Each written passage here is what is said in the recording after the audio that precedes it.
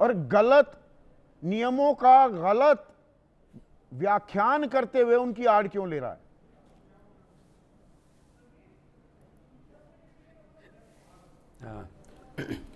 संदीप जी, सबसे पहले तो मैं आपके चैनल के माध्यम से, आज बहुत पवित्र दिन है बहनों के लिए, आज रक्षाबंधन है, तो मैं आपके चैनल के माध्यम से राष्ट्रवादी कांग्रेस पार्टी की ओर से सभी बहनों को शुभकामनाएं भेजता हूं।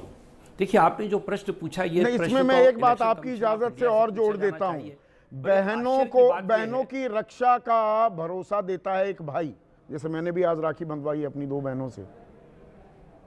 देश के लोकतंत्र की भी रक्षा करेंगे आप, ये भी वादा तो कर दीजिए। आज सारे राजनेता, यहां तो भ्रम फैल रहा है, लोकतंत्र का तेल निकल रहा है चोरी के इस खेल में, वोट चोरी के खेल में। नहीं संदीप जी, मैं इस बात से असहमत हूं कि तेल निकल रहा है, बल्कि मैं ये कह रहा हूं कि ये जो मुद्दे उठ रहे हैं, इन मुद्दों से लोकतंत्र सशक्त हो रहा है। बहुत सारी ऐसी जो कमियां हैं जो इसके माध्यम से सामने आ रही हैं, निश्चित रूप से सारी कमियां दूर होंगी, बेहतर तरीके से मतदाता सूची बनेगी और हमारा लोकतंत्र और मजबूत होगा। ठीक है, आज शरद पवार जो कह रहे हैं वो सही कह रहे हैं, जा रहे हैं, ये गंभीर सवाल जो सियासी बम फोड़ दिया शरद पवार ने, वो सही कह रहे हैं। दरअसल ऐसे लोग घूमते रहते हैं और हमारे लोकतंत्र को खेल बना रखा है। संदीप जी, मैं इस मामले में एक बात कहना चाहता हूं कि जब महाराष्ट्र का चुनाव हो रहा था, मैं उस समय महाराष्ट्र में विधानसभा के चुनाव का काम भी देख रहा था पार्टी की तरफ से। बड़े आश्चर्य की बात यह थी कि जो महाविकास अघाड़ी के तीनों दल थे, वो जिस दिन नॉमिनेशन होना था, आखिरी तारीख थी, उसके एक दिन पहले तक इन लोगों में आपसी समझौता नहीं हुआ था। नॉमिनेशन भरने भी कंफ्यूजन था। कई जगह तीनों पार्टियों के उम्मीदवारों ने नॉमिनेशन भर दिया था, विड्रॉवल के बाद वो नॉमिनेशन वापस हुए हैं। 48 लोकसभा सीटों में महाविकास अघाड़ी 30 जीतती है, आप 18 ही जीत पाए, और ऐसा चुनाव पलटा कि 288 में से 50 का आंकड़ा भी नहीं छू पाया महाविकास अघाड़ी। ये थोड़ा अभूतपूर्व तो था, ये तो मानेंगे ना आप?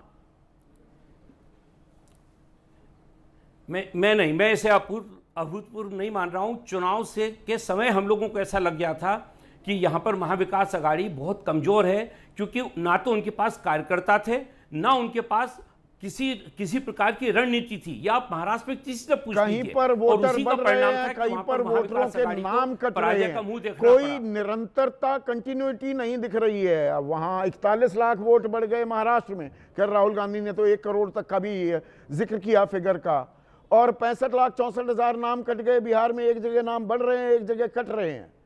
अपने हिसाब से नपाई तुलाई कर रहे हैं क्या आप?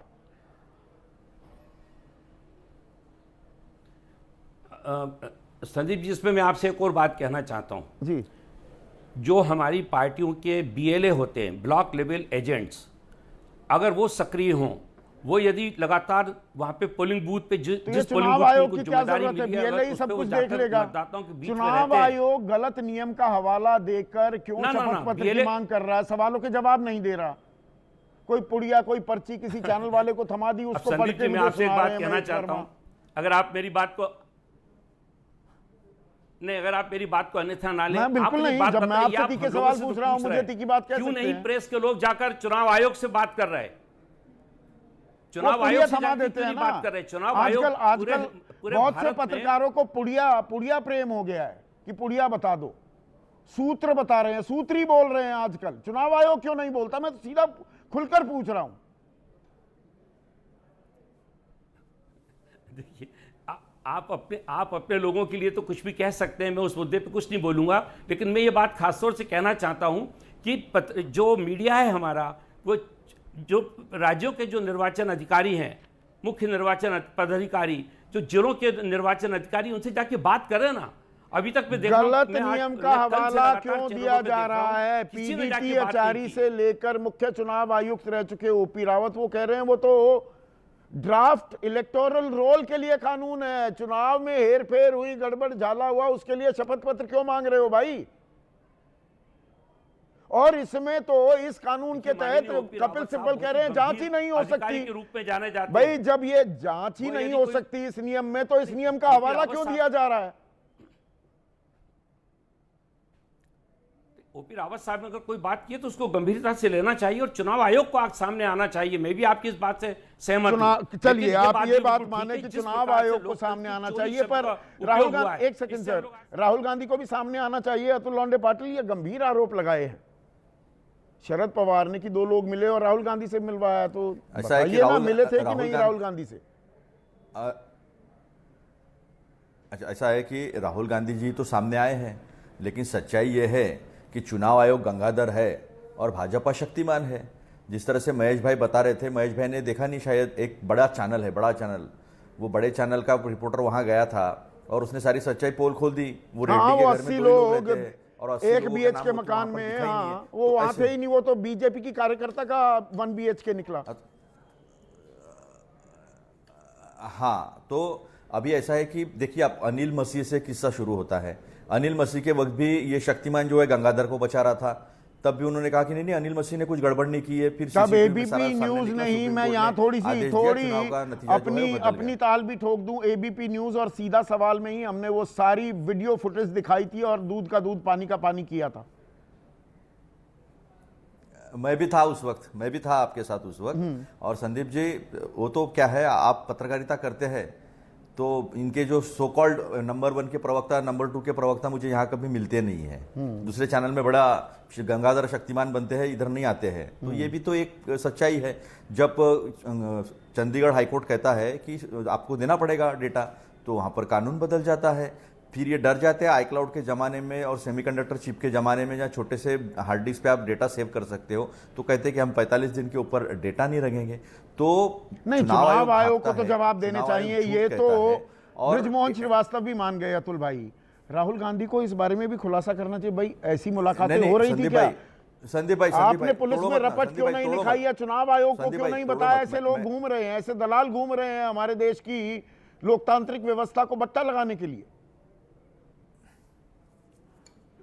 अरे संदीप भाई, जब चुनाव आयोग के डॉक्यूमेंट्स में लेकर ही एक ही कॉन्स्टिट्यूंसी में जहां 3.5 लाख वोट होते हैं, उसमें 1 लाख वोटों का हमने कच्चा चिट्टा सामने रखा, तो चुनाव आयोग क्या कर रहा है?